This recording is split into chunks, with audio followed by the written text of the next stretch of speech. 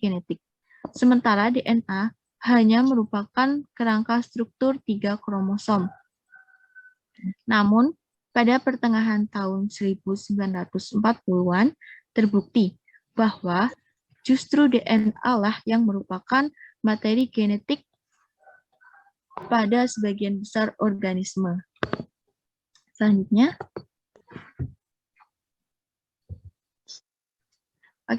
penyusun bahan genetik. Yang pertama itu ada DNA, ARN genetik, kode genetik. Nah, sebelumnya, kromosom itu tersusun dari nukleoprotein, yaitu persenyawaan antara asam nukleat atau asam organik yang banyak terdapat di dalam inti sel, dan protein seperti histon dan atau protamin. Yang membawa keterangan genetik hanyalah asam nukleat saja. Nah, DNA, ARN genetik, kode genetik itu merupakan perbedaan dari asam nukleat. Oke, selanjutnya. Nah, yang pertama, DNA, deoksiribonukleat asid. Asam deoksiribonukleat atau disingkat ADN atau DNA merupakan persenyawaan kimia yang paling penting pada makhluk hidup yang membawa keterangan genetik dari sel khususnya atau dari makhluk hidup dengan dalam keseluruhannya dari satu generasi ke generasi berikutnya.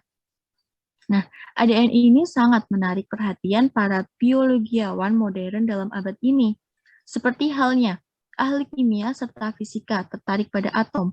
Oleh karena ADN sangat erat hubungannya dengan hampir semua aktivitas biologi, maka banyak sekali penyelidikan telah dilakukan.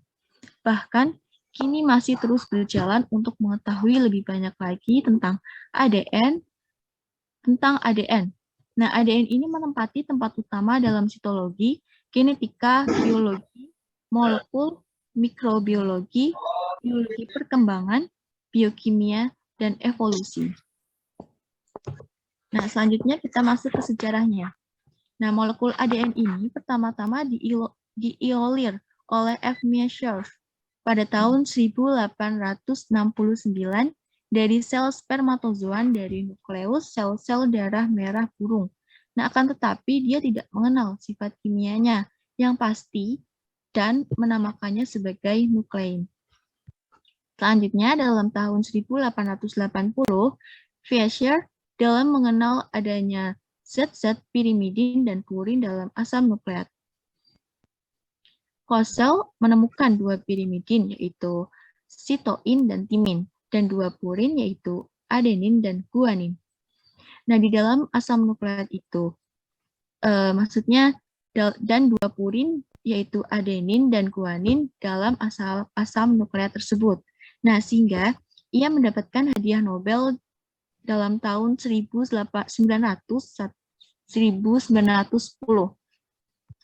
Nah, terus Levin, seorang ahli biokimia kelahiran Rusia, mengenal gula 5 karbon ribose dalam tahun 1910 dan kemudian menemukan gula deoksiribose di dalam asam nukleat. Ia juga menyatakan adanya asam fosfat dalam asam nukleat.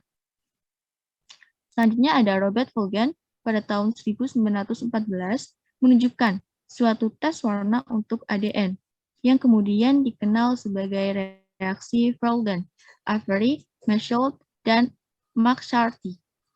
Nah, pada tahun 1944, pertama-tama pembuktian bahwa ADN mempunyai hubungan langsung dengan keturunan.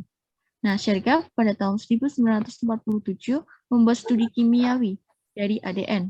Ia membuktikan bahwa ADN terdiri dari bagian yang sama dari basa purin dan pirimidin, dan bahwa adenin dan timin terdapat dalam proporsi yang sama. Begitu pula sitosin dan guanin.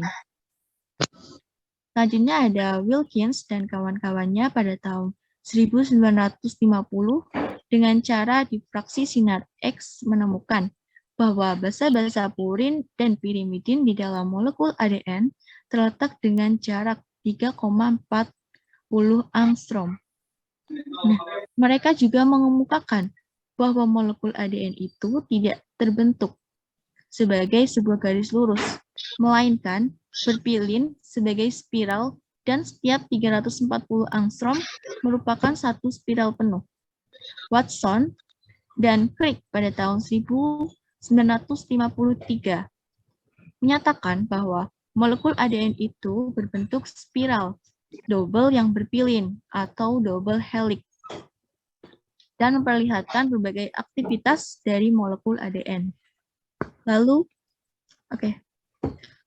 ada Kornberg pada tahun 1957 membuktikan kebenaran tentang model double helix yang dikemukakan oleh Watson dan Crick dengan cara membuat molekul ADN dalam sistem sel bebas. Dalam tahun 1967 ini, Kornberg membuat molekul ADN dari 6.000 nukleotida. Nah, selanjutnya, semua makhluk hidup itu, kecuali beberapa virus, memiliki ADN. Nah, di dalam sel, sebagian besar dari ADN terdapat di dalam nukleus, terutama di dalam ribosom. Molekul ADN juga ditemukan di dalam mitokondria, plastida, dan sentriol. Pada paramecium, tetrahymena, amoeba proteus, amfibia, dan paku-pakuan, molekul ADN terdapat dalam dasar sitoplasma. Selanjutnya, pengaduan ADN dari nukleus. Banyaknya ADN diukur dengan pikogram, yaitu suatu mikrounit dari berat. Nah, satu pikogram atau 1 pg itu adalah sama dengan 10-12 gram. Banyaknya ADN konstan dari sel ke sel, dari spesies ke spesies. Nah, sebagai contoh yaitu banyaknya ADN dari berbagai sel diploid pada ayam ialah 2,5 pg. Spermatozoanya ternyata hanya mengandung separuh, kira-kira 1,25 pg. Dari banyaknya ADN dalam sel diploid. Nah, di antara makhluk-makhluk avertebrata, spons dan Concelenterata mengandung ADN paling sedikit. Pada umumnya, banyaknya ADN bervariasi dari satu spesies ke spesies yang lain. Nah, banyaknya variasi itu bergantung pula dari banyaknya spesies. Nah, misalnya mamalia terdapat lebih sedikit variasi jika dibandingkan dengan pada ikan, amfibia, dan juga burung. Nah, ini adalah tabel pengandungan ADN tiap nukleus dari berbagai organisme. Nah, selanjutnya yaitu morfologi. Molekul ADN dari sel-sel dengan nukleus sejati mempunyai bentuk sebagai benang lurus dan tak bercabang. Sedangkan pada sel-sel tanpa nukleus sejati, mitokondria dan plastida, molekul ADN berbentuk lingkaran. Ukuran molekul ADN berbeda-beda dari satu spesies ke spesies lainnya. Pada mitokondria, molekul ADN mempunyai ukuran 5U. Pada virus lebih panjang, sedang molekul ADN tunggal pada sel bakteri berukuran 1,4 mm. Dalam sel-sel berinti sejati, beberapa orang peneliti menemukan molekul ADN dari berbagai ukuran, yaitu 50-60U, yaitu Solari tahun 1965, 500U, Carius 1966, dan 1,6 sampai 1,8 mm Huberman dan Riggs pada tahun 1966. Susunan kimiawi dari ADN itu merupakan susunan kimia makromolekular yang kompleks yang terdiri dari 3 macam molekul. Nah, yaitu sebagai berikut. Yang pertama ada gula pentosa atau yang dikenal sebagai deoksiribosa. Selanjutnya ada asam fosfat, lalu ada basa nitrogen yang dibedakan atas 2 tipe dasar. Yang paramidin itu tadi sitosin dan timin. Terus yang purin tadi juga dibedakan lagi menjadi adenin dan guanin. Ini ya, ini adalah formulasi kimia dari deoksiribosa, dan ini adalah basa nitrogen yang pada golongan pirimidin.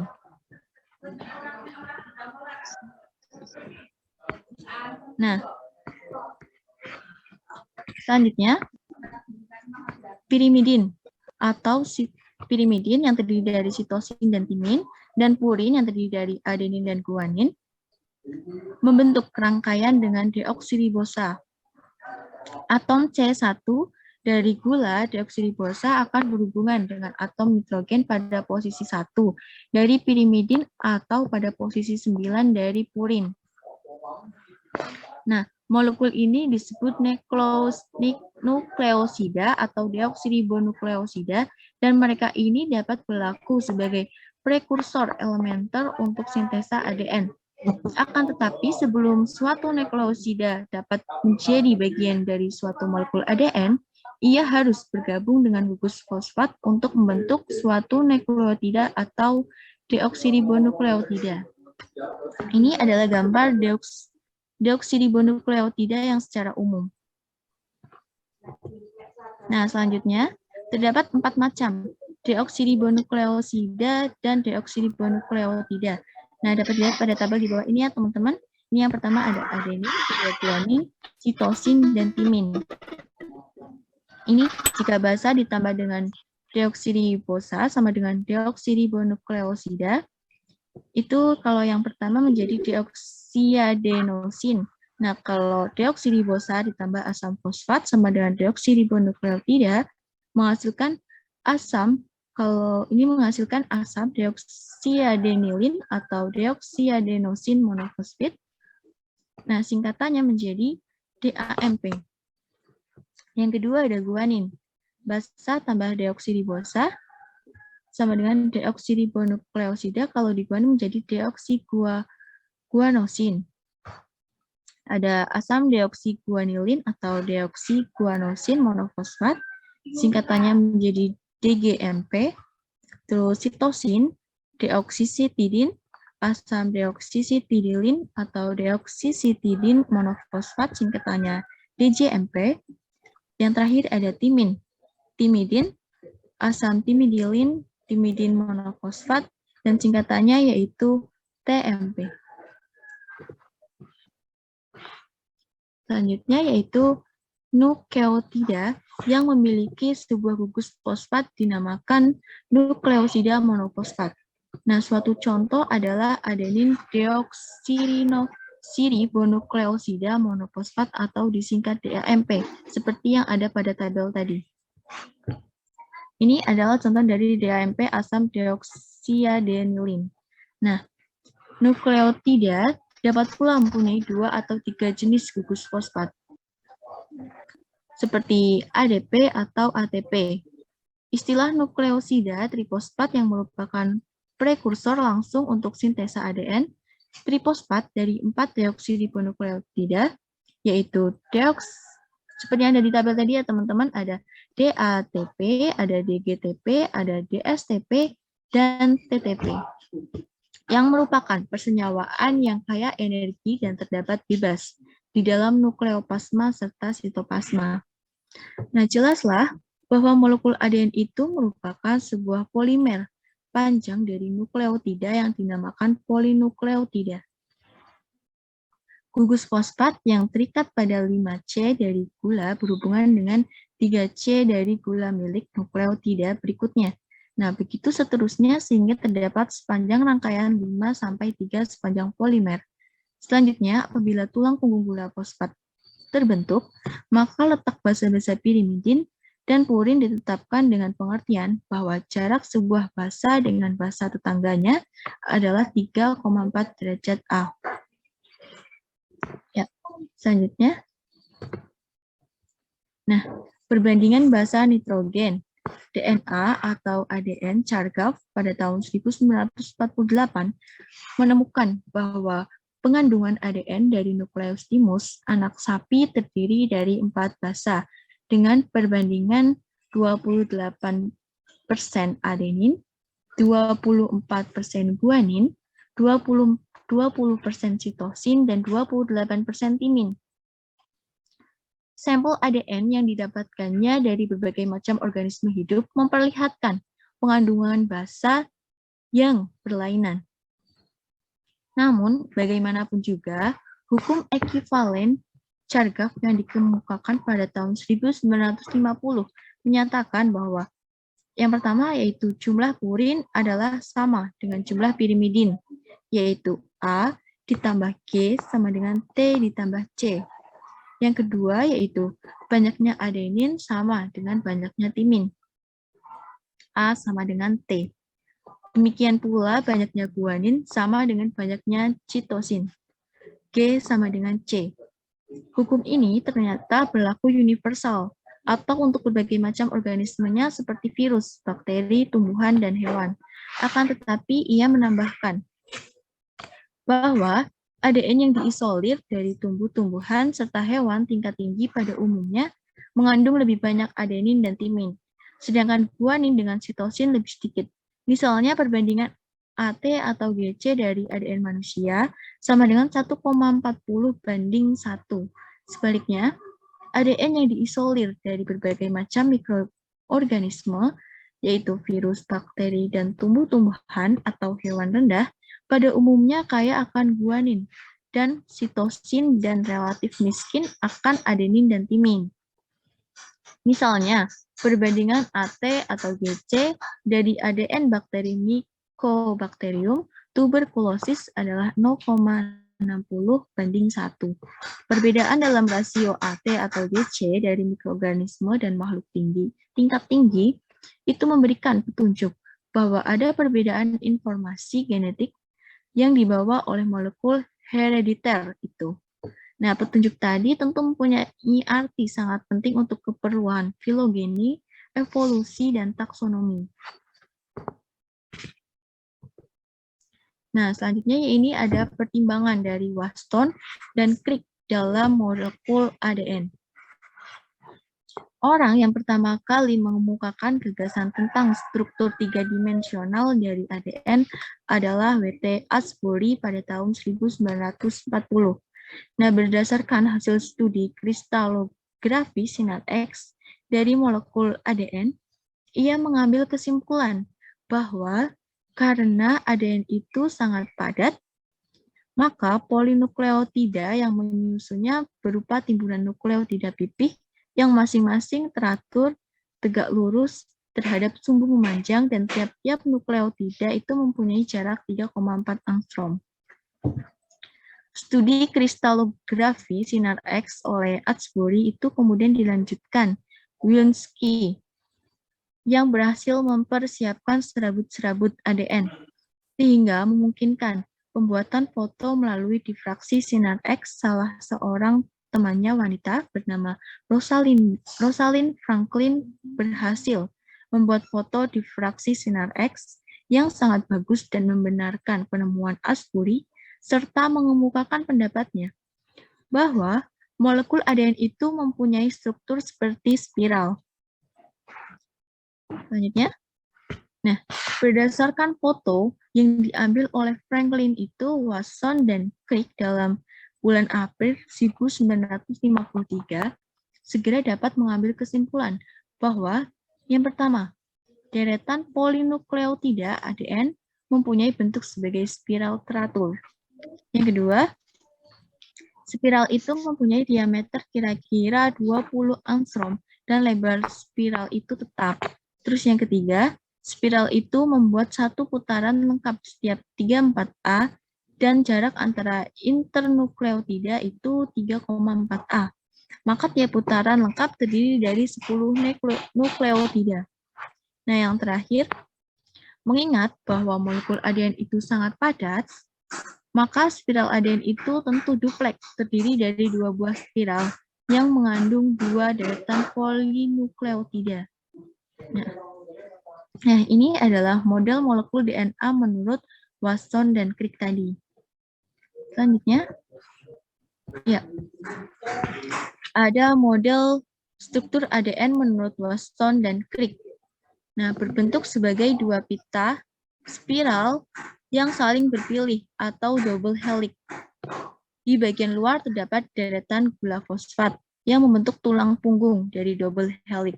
Di bagian dalam dari double helix terdapat basa purin dan pirimidin.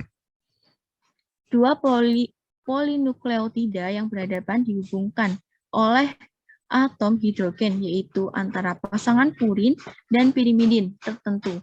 Adenin hanya dapat berpasangan dengan timin yang dihubungkan oleh dua atom H, sedangkan guanin hanya dapat dipasangkan dengan sitosin yang dihubungkan oleh 3 atom H.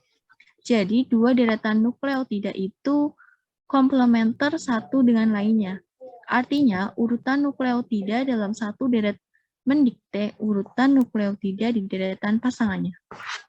Nah, ini adalah skema suatu segmen DNA dengan memperlihatkan pengaturan letak berbagai kromosom.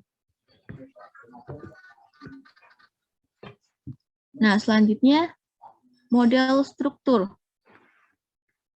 Selanjutnya itu model struktur ADN menurut Wasson dan Crick.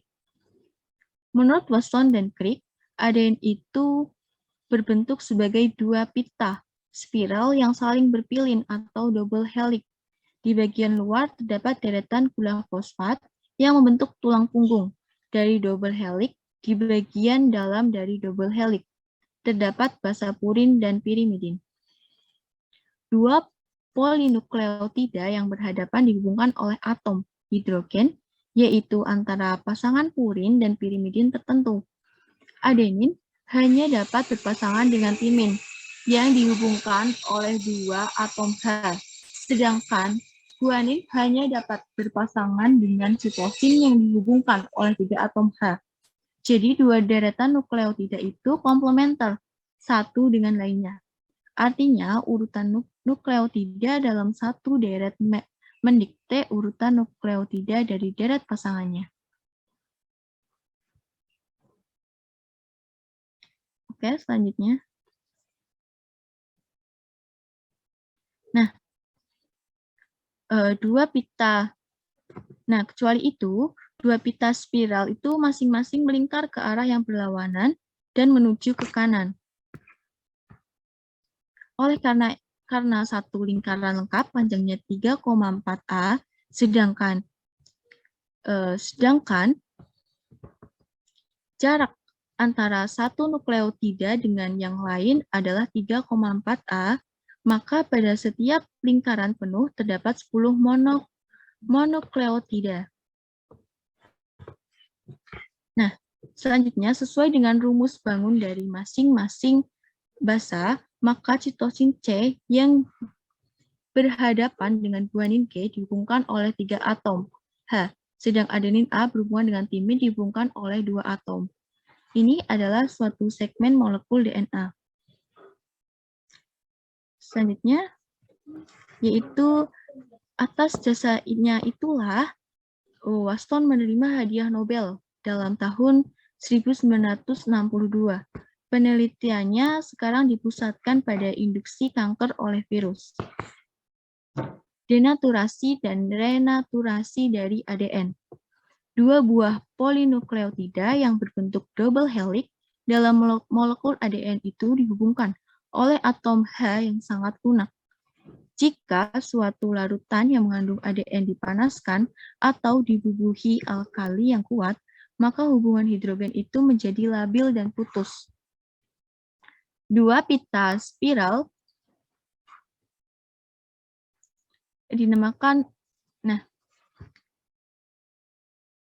dua pita spiral dari molekul ADN itu membuka. Proses ini dinamakan denaturasi ADN. Nah, jika larutan tersebut diinginkan kembali atau dinetralisir secara perlahan-lahan, maka terbentuklah pasangan-pasangan basa itu kembali. Peristiwa ini dinamakan renaturasi. Kedua proses tersebut telah dilakukan oleh J. Marmur dalam tahun 1963. Oke, selanjutnya.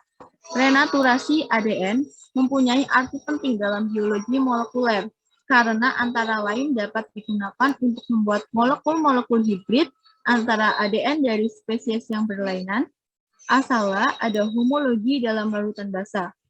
Dengan demikian, maka kemampuan hibridisasi ADN ini dapat mencerminkan berapa jauh terdapatnya persamaan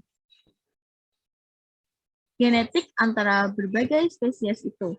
Bahkan, potongan dari sebuah pita tunggal dari molekul ADN dapat dibuat hibrid dengan ARN yang berasal dari sumber lain. Nah, berhubungan dengan itu dapat diperoleh hibrid ADN atau ADN-ARN, namun tanpa adanya homologi dalam larutan basa. Tidak mungkin hibridasi dilangsungkan. Ini adalah denaturasi dan renaturasi dari double helix DNA.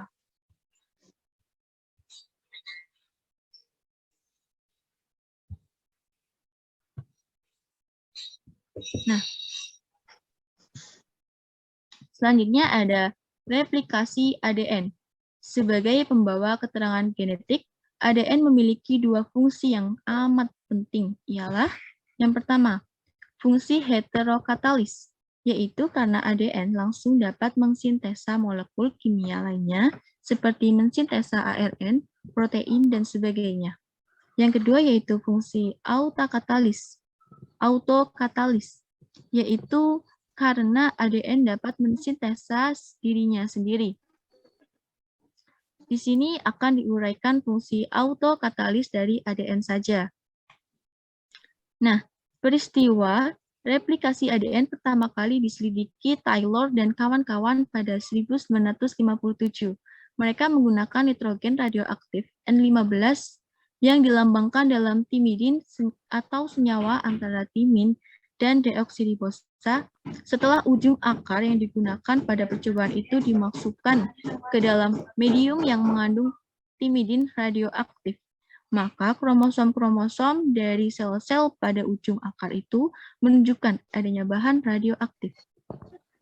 Nah, hasil yang diperoleh Taylor dan kawan-kawan itu diperkuat oleh penelitian dari Meselon dan Stahl pada tahun 1958 dengan menggunakan N dalam bentuk N1503 pada bakteri Escherichia coli. Setelah sel bakteri itu membelah, ternyata sel-sel anaknya mengandung bahan radioaktif itu pula. Oke, sekian dari saya. Untuk selanjutnya, saya serahkan kembali kepada Anissa Setiawati. Terima kasih. Baik, terima kasih kepada Latifah atas pemaparan materinya. Selanjutnya saya akan melanjutkan materinya. Model double helix dari molekul ADN menurut Watson dan Silk dengan mudah menerangkan fungsi autokatalis dari ADN, yaitu basa memperlihatkan sifat yang khas. Maka urutan basa dalam satu komplementernya, jadi tiap pita dari double helix dapat berlaku sebagai replikasi molekul ADN dimulai dengan putusnya ikatan hidrogen yang kemudian diikuti oleh berputarnya dan memisahnya kedua pita polinukleotida. Pita tunggal yang bebas itu kemudian membentuk pita komplementer yang baru. Dapat dilihat pada layar terdapat replikasi DNA. Proses ini dipengaruhi oleh enzim ADN polimerase. Arthur Kornberg pada tahun 1969, pemenang hadiah Nobel, meneliti proses kimia dari sintesa ADN dan membuat ADN in vitro atau di luar benda hidup dengan menggunakan enzim Kornberg, yaitu ADN polimerase 1. Kemudian ia berpendapat bahwa enzim Kornberg itulah yang mempengaruhi replikasi ADN. Akan tetapi kemudian terbukti bahwa pendapat itu tidak benar. Karena enzim-enzim Kornberg bukanlah enzim yang sebenarnya yang berperan pada replikasi ADN. Enzim tersebut hanya merupakan katalisator pada pembentukan internukleotida dari ADN. Setelah replikasi ADN selesai, terbentuklah dua pasang double helix, sedangkan sebelumnya hanya ada sepasang double helix saja. Berdasarkan pengamatan, diduga ada 3 kemungkinan cara replikasi molekul ADN, yaitu semi-kontraktif, konservatif, dispersif. Semi-kontraktif yaitu 2 pita spiral dari double helix memisahkan diri. Tiap pita tunggal dari double helix parental ini berlaku sebagai pencetak atau model untuk membentuk pita pasangan yang baru. Konservatif atau double helix parental tetap utuh, tetapi keseluruhannya dapat mencetak double helix baru. Sedangkan dispersif yaitu kedua buah pita dari double helix parental terputus-putus. Segmen-segmen ADN parental dan segmen-segmen ADN yang dibentuk baru saling bersambungan dan menghasilkan 2 double helix baru. Dapat dilihat bahwa ada gambar 3 cara teoritis dari replikasi DNA. Selanjutnya, eksperimen Michelson pada waktu Watson dan Crick mengemukakan bahwa molekul ADN itu mempunyai struktur sebagai double helix, di mana basa-basa komplementer letaknya berpasangan. Maka berpendapat bahwa replikasi molekul ADN berlangsung secara semi-konservatif. Pendapat tersebut dibenarkan oleh M.S. Michelson dan F.W. Saul yang dalam tahun 1958 menerbitkan hasil eksperimen mereka yang dilakukan berkali-kali pada bakteri Escherichia coli. Mereka dapat menunjukkan bahwa kromosom atau kini dikenal mengandung sebuah double helix ADN, bakteri tersebut mengadakan replikasi secara semi-konservatif. Michelson dan Saul memelihara sel-sel bakteri E. coli selama beberapa generasi dalam media di mana digunakan isotop berat dari nitrogen atau 15N di samping isotop ringan normal atau 14N. Basa purin dan pirimidin dalam ADN mengandung nitrogen. ADN dari sel-sel yang tumbuh pada medium dengan 15N akan mempunyai kepekatan lebih tinggi daripada ADN dari sel-sel yang tumbuh pada medium dengan 14N. Molekul-molekul yang mempunyai kepekatan berbeda-beda dapat dipisahkan dengan cara sentrifuse. Derajat kepekatan ADN dari sel-sel yang tumbuh pada medium 15N kemudian dipindahkan ke medium 14N selama beberapa generasi. Michelson dan Saul dapat membedakan adanya kemungkinan 3 cara replikasi ADN. Michelson dan Saul mengambil sel-sel yang telah tumbuh pada medium 15N selama beberapa generasi, atau berarti telah mengandung ADN berat. Mencuci dan memindahkannya pada medium yang mengandung 14N. Setelah sel-sel ini dibiarkan tumbuh untuk beberapa waktu, ADN dipisahkan dan dianalisa dengan cesium klorida atau CSCl.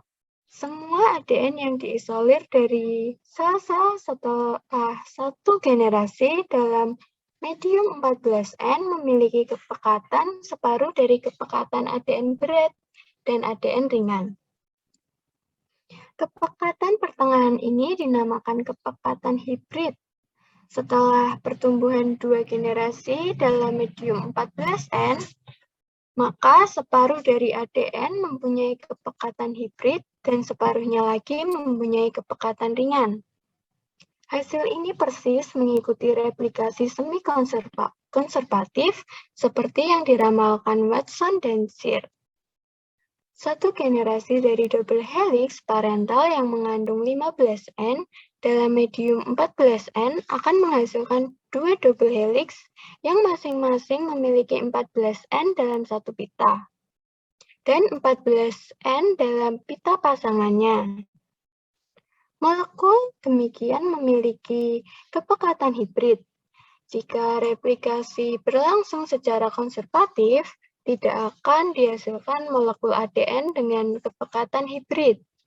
Begitu juga setelah satu generasi, maka separuh dari ADN akan tetap berat dan separuh lainnya akan berupa ADN ringan.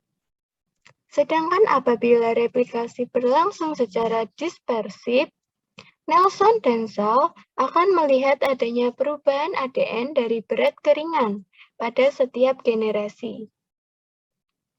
Nelson dan Saul dapat membuktikan bahwa hasil eksperimen mereka sama sekali tidak konsisten dengan teori replikasi secara konservatif maupun dispersif. Eksperimen-eksperimen berikutnya membuktikan bahwa replikasi secara semi-konservatif berlaku juga untuk tumbuhan dan hewan tingkat tinggi. Nelson dan Saul yang memperlihatkan bahwa kromosom bakteri E. coli mengadakan replikasi secara semi-konservatif. Setelah double helix parental dibiarkan tumbuh dalam 15N medium untuk beberapa generasi, kemudian dipindahkan ke 14N medium, maka setelah satu generasi, di dalam medium ini akan didapatkan ADN hibrid.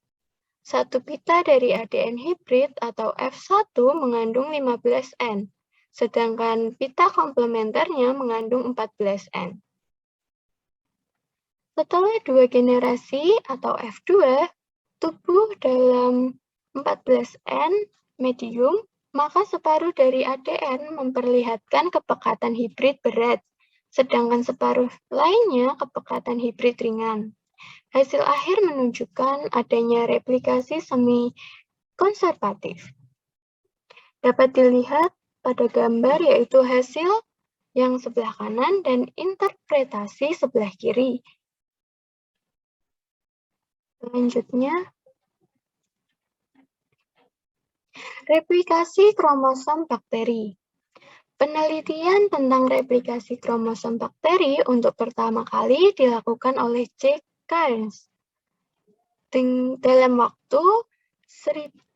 dalam tahun 1963 dengan menggunakan teknik autoradiografi, yaitu suatu cara untuk mendeteksi dan melokalisir isotop-isotop radioaktif di dalam sel dengan meletakkannya dalam emulsi fotografi yang peka terhadap energi radiasi rendah.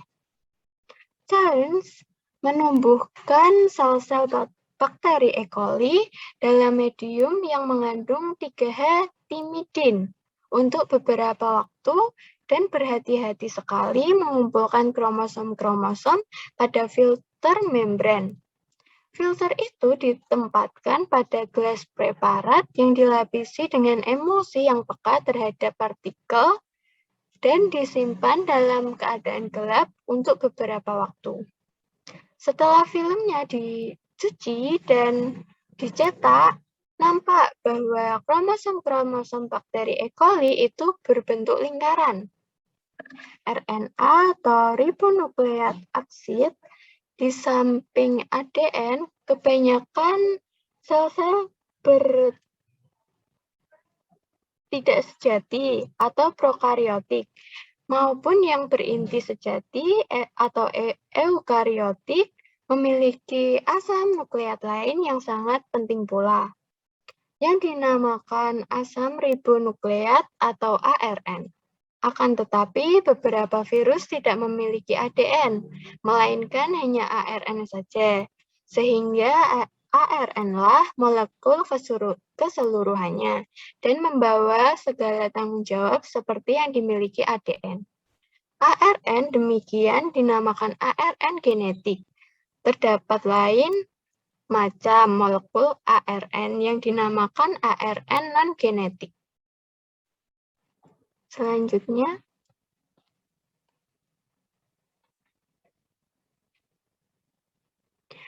Selanjutnya ada ARN genetik.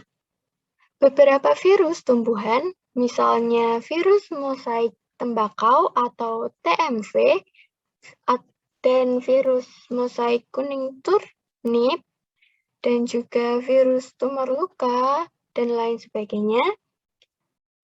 Dan ada juga virus hewan, yaitu influenza, virus kaki dan mulut, atau poliomyelitis, dan bakteriophage atau MS2 memiliki ARN sebagai bahan genetik, seperti halnya dengan ADN. Selanjutnya, ARN adalah suatu polimer asam nukleotida dari 4 ribonukleat. Tiap ribonukleat terdapat dari gula pentose atau deribosa. Molekul gugusan fosfat dan sebuah basa nitokren berbeda dengan ADN. Basa timin dari golongan pirimidin tidak terdapat pada ARN, melainkan digantikan oleh oleh basa urasil atau U. Tabel di bawah memperlihatkan macam-macam basa ribonukleosida dan ribonukleosida dalam ARN. Keempat ribonukleotida itu juga terdapat bebas di dalam nukleoplasma, tetapi dalam bentuk trifosfat dari ribonukleosida seperti adenosin trifosfat atau ATM, guanosin trifosfat atau GTP, sitidin trifosfat atau STP, dan uridin trifosfat atau UTP. Dapat dilihat pada tabel 4 basa nitrogen, ribonukleosida, dan ribonukleotida dari ARN. Selanjutnya,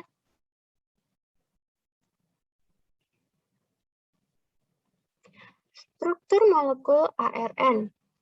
Molekul ARN dapat berbentuk pita tunggal ataupun pita double, tetapi tidak berpilin sebagai spiral seperti molekul ADN. ARN berbentuk pita tunggal terdapat berbagai bahan genetik pada virus tumbuhan seperti TMV, virus hewan seperti influenza, dan bakteriophage seperti MS2.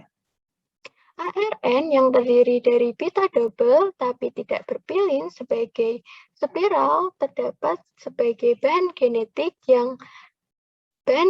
pada beberapa virus tanaman, misalnya reovirus. Tiap pita ARN adalah polinukleotida, yang artinya terdiri dari banyak ribonukleotida. Dalam polinukleotida dari ARN, tulang punggung tersusun dari deretan ribose dan fosfat. ARN genetik dari virus mengadakan replikasi sendiri, artinya ARN ini menghasilkan sendiri replikanya atau hasil replikasi. Berhubung dengan itu, replikasi itu dinamakan sintesa ARN. Next. ARN non-genetik. Pada makhluk di mana keterangan genetik terdapat dalam ADN, maka ARN tersebut juga ARN non-genetik. Berdasarkan tempat terdapatnya serta fungsinya dapat dibedakan menjadi 3 macam ARN, yakni yang pertama ada ARN duta atau singkatan ARND. ARND berbentuk pita tunggal, terdapat di dalam nukleus dan dibuat atau dicetak oleh ADN dalam suatu proses yang dinamakan transkripsi. Sebelum ADN mencetak ARND double helix, molekul ADN terlebih dahulu membuka spiralnya dengan bantuan enzim ARN polimerase. Proses pencetakan ARND oleh salah satu pita ADN, contohnya dapat dilihat pada gambar. Setelah ARND selesai dicetak, artinya telah menerima keterangan genetik dari ADN. Maka ARND keluar dari nukleus molekul pori-pori dinding nukleus menuju ke ribosom. Jadi fungsi ARND ialah untuk membawa keterangan genetik yang diterimanya dari ADN. Next. Enzim inti mampu membuat kopi ARN dari ADN, tetapi proses transkripsinya secara acak-acakan atau random sepanjang pita ADN yang akan mencetak. Jika faktor sigma ditambahkan pada enzim inti, transkripsi dimulai pada letak yang sebenarnya pada pita yang benar. Dari 5 subunit yang menyusun enzim inti itu, kini baru diketahui bahwa subunit beta sajalah yang melibatkan diri secara langsung pada pengikatan ARN polimerase ke ADN. Dapat dilihat pada gambar bahwa ada skema yang memperlihatkan proses transkripsi di dalam nukleus dan juga skema yang memperlihatkan struktur dari RNA polimerase pada bakteri E. coli. Next.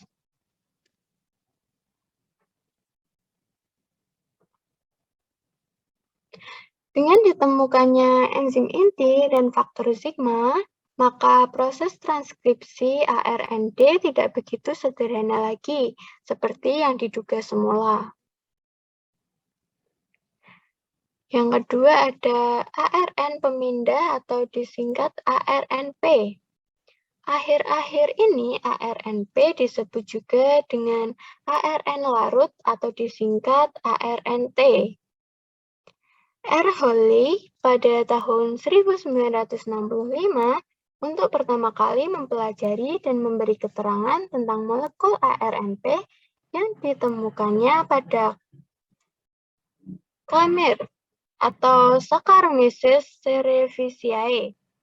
Dikatakan bahwa seperti halnya dengan ARND, molekul ARNP itu dibuat di dalam nukleus sebelum menempatkan diri di dalam sitoplasma.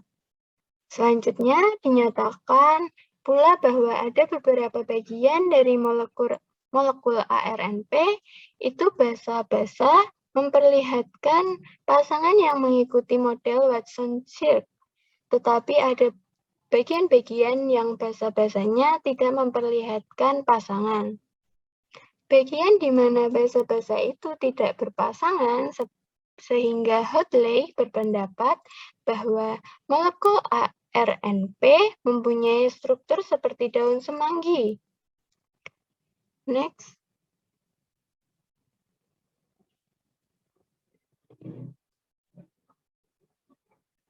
Bagian di mana basa-basa itu tidak berpasangan sehingga Holley berpendapat bahwa molekul ARNP mempunyai struktur seperti daun semanggi. Beberapa sifat mengenai molekul ARNP itu ialah yang pertama, semua molekul ARNP mengandung urutan terminal yang sama dari basa 5 plus SA 13 pada akhir 13 dari deretan polinukleotida pada basa A atau adenin, itulah molekul ARNP mengikat asam amino.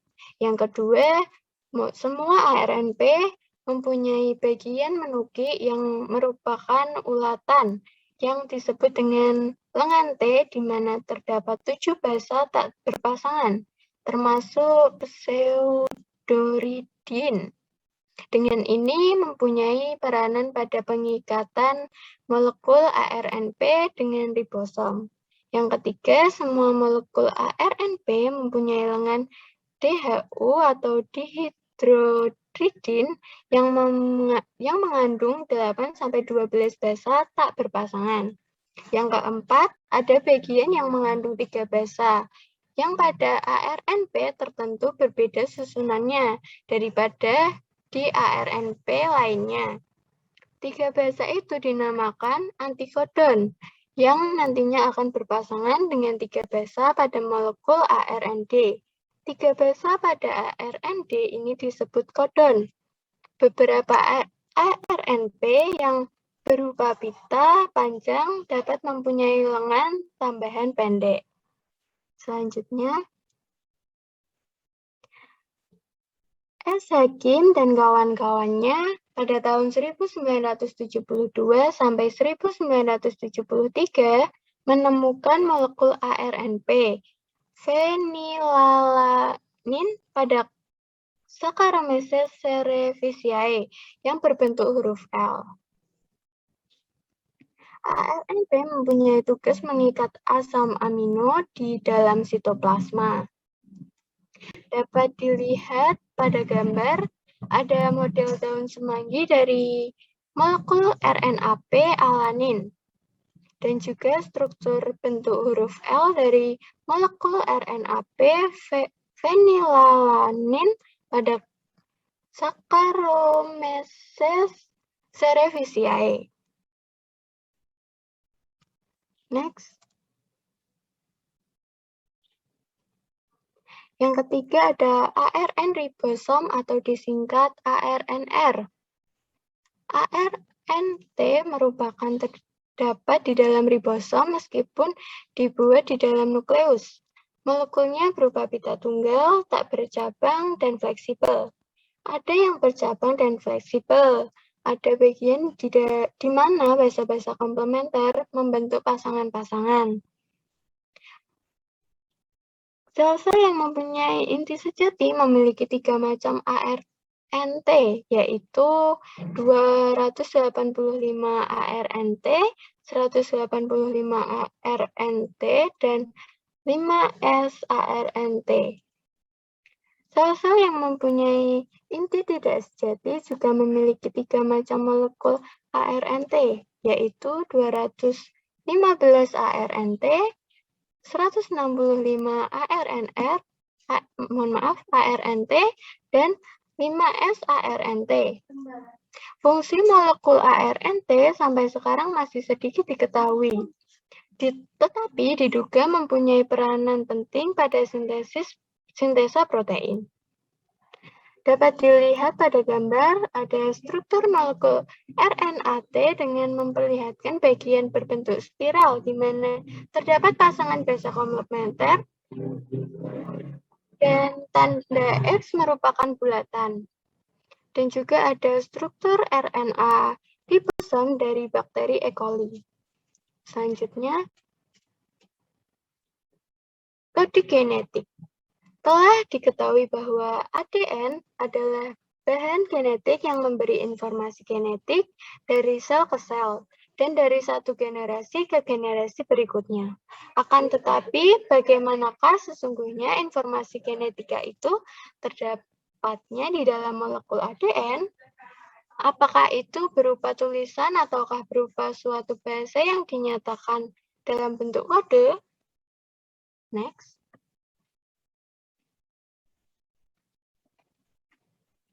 Sebuah pita molekul ADN terdiri dari 3 persenyawaan kimia, yaitu asam fosfat, gula deoksiribosa, dan nitrogen. Tulang punggung asam fosfat deoksiribosa selalu sama untuk berbagai segmen dari molekul ADN, tetapi basa nitrogennya berbeda-beda. Berhubung dengan itu, informasi genetika tergantung dari urutan basa nitrogen yang menyusun segmen molekul ADN itu. Sarabi dan kawan-kawan pada tahun 1964 membuktikan bahwa urutan basa nitrogen dari suatu segmen molekul ADN itu identik dengan urutan linear dari asam-asam amino di dalam molekul protein. Setiap pesan genetik yang dinyatakan dalam bentuk kode umumnya dinamakan kriptogram. Satu kelompok nukleotida yang memperinci suatu asam amino dinamakan kodon. Kemungkinan kode genetik yang paling sederhana ialah kode singlet, di mana sebuah nukleotida memberi kode untuk sebuah asam amino. Percobaan Sir pada tahun 1961 dengan menggunakan T4 bakteriofag dari E. coli membuktikan bahwa dengan menerapkan kode duplet, bakteriofag tidak dapat menjalankan fungsinya secara normal. Begitu pada waktu ia menerapkan tambahan sebuah atau dua buah nukleotida pada kode triplet. Berdasarkan eksperimen itu diambil kesimpulan bahwa kode genetik haruslah dalam bentuk kode triplet. Suatu asam amino di dalam protein karena kekeliruan diganti oleh asam amino lain yang mempunyai sifat sama, maka protein itu akan tetap berfungsi. Next. Beberapa sifat dari kode triplet ialah, yang pertama ada kode genetik itu memiliki banyak sinonim, sehingga hampir semua asam amino dinyatakan lebih dari sebuah kodon. Yang kedua, tidak ada tumpang tindih. Artinya, satu basa tunggal pun yang dapat mengambil bagian dalam pembentukan lebih dari satu kodon, sehingga 64 kodon itu semua berbeda-beda nukleotidanya. Yang ketiga, kode genetik mempunyai dua arti, yaitu kodon yang sama dapat memperinci lebih dari satu asam amino. Yang keempat, ada kode genetik tidak mempunyai tanda untuk menarik perhatian. Artinya, tidak ada sebuah kodon pun yang dapat diberi tambahan tanda baca. Yang kelima, kodon AUG disebut juga kodon permulaan, karena kodon ini memulai sintesa rantai polipeptida. Yang keenam, ada beberapa kodon dinamakan kodon nonsense atau tidak berarti, karena kodon-kodon ini tidak merupakan kode untuk salah satu asam amino pun, misalnya UAA atau UAG dan UGA. Yang terakhir ada kode genetik, itu ternyata universal, karena kode yang sama berlaku untuk semua macam makhluk hidup.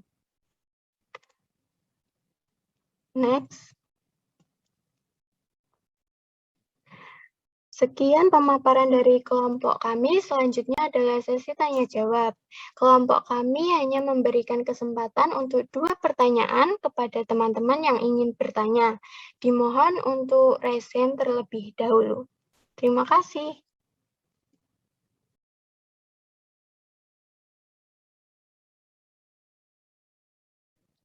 Baik, kepada Rena Alia Pramestia, bisa menyampaikan pertanyaannya. Baik, terima kasih Anissa. Sebelumnya saya izin bertanya mengenai tadi yang dijelaskan Latifah, mengenai nukleotida dan polinukleotida. Nah, perbedaan di antara keduanya itu gimana? Bisa dijelaskan lagi Latifah? Terima kasih. Bagaimana Latifah, mau ditampung terlebih dahulu atau langsung dijawab? Boleh saya jawab langsung? Baik, kepada Latifah dipersilahkan. Oke, pertanyaan dari Rena yaitu apa perbedaan dari nukleotida dan polinukleotida, betul?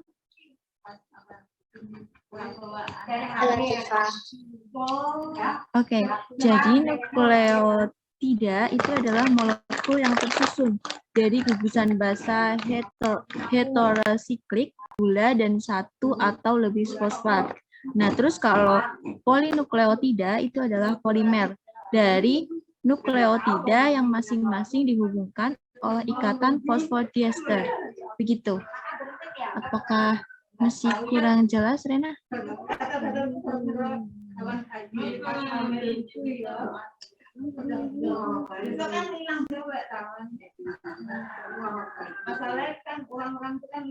Oke, terima kasih.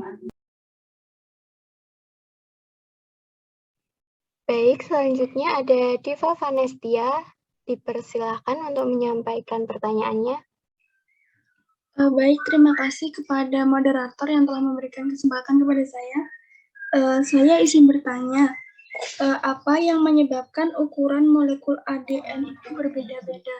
Terima kasih.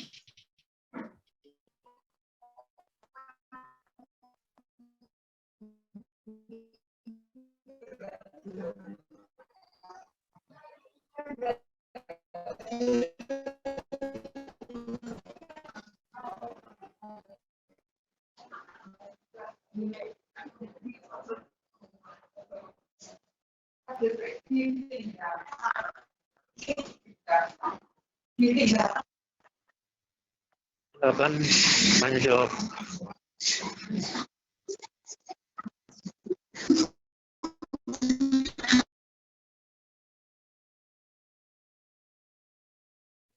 Mohon waktunya Silakan. sebentar.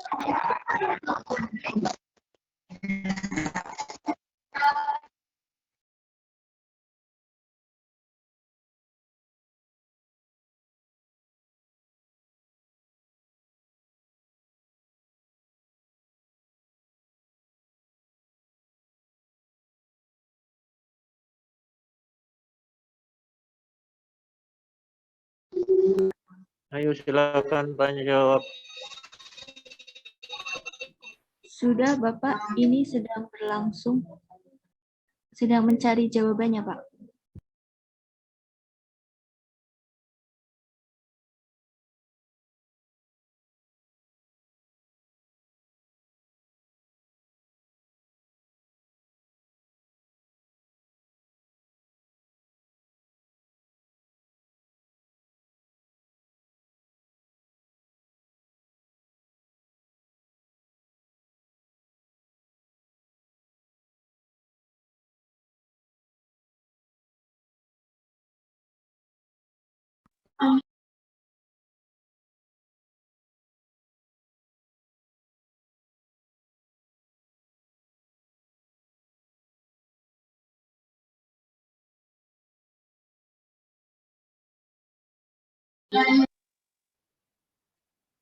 Tidak ada yang tanya jawab?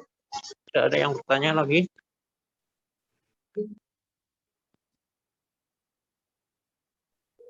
Silakan.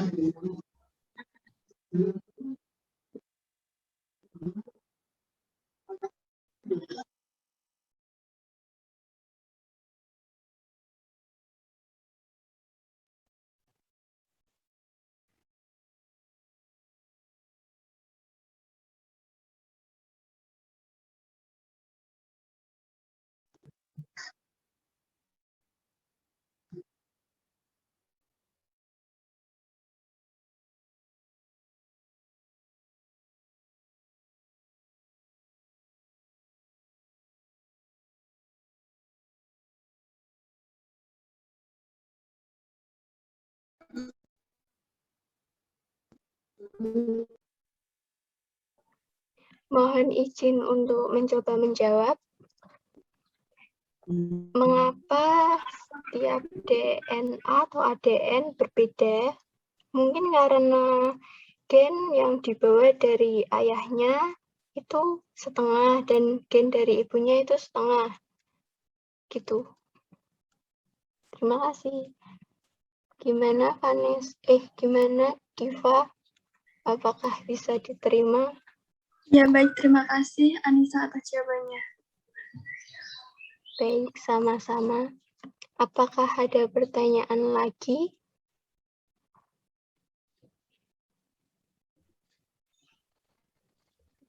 Sepertinya tidak ada ya.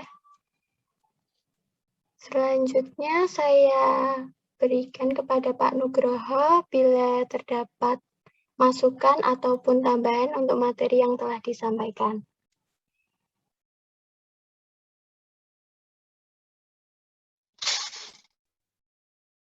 Baik, terima kasih. Saya kira materinya sudah lengkap, jadi terutama kaitannya dengan anak jurusan kimia, lebih banyak mengarah kepada bahan-bahan kimia dari materi genetik. Saya kira sudah cukup sampai di sini. Saya kira bahan yang disampaikan sudah cukup lengkap. Demikian, ada yang ditanyakan? Permisi Pak, Gimana?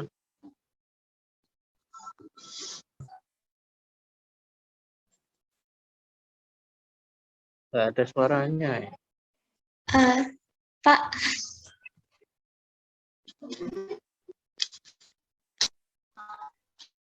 Permisi Pak, izin bertanya. Iya. Ini Pak, untuk kode genetik tadi yang dijelaskan itu memiliki banyak sinonim. Nah, yang dimaksud sinonim ini yang gimana nih Pak?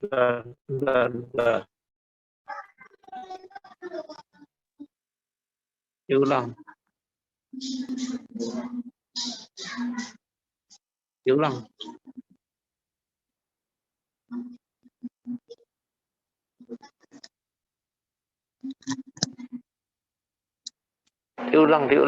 Tadi yang tanya. Pak, Halo. mohon maaf. Untuk ini Pak, kode genetik itu kan memiliki banyak sinonim. Nah, yang dimaksud Apa? kode genetik. Kode genetik itu kan memiliki banyak sinonim. Iya. Nah, yang dimaksud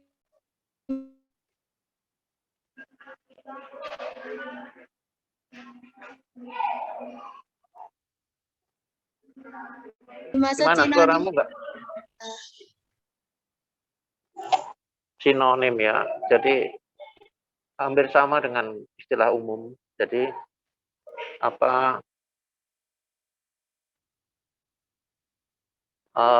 istilah-istilah itu ada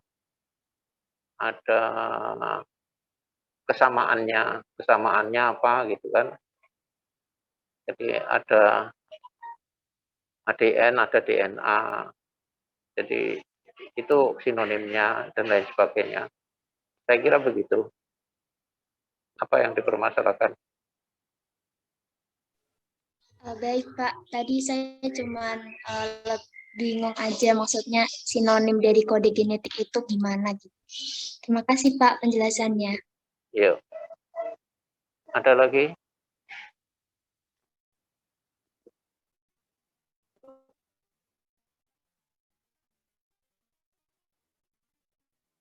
Oke, ya. Jadi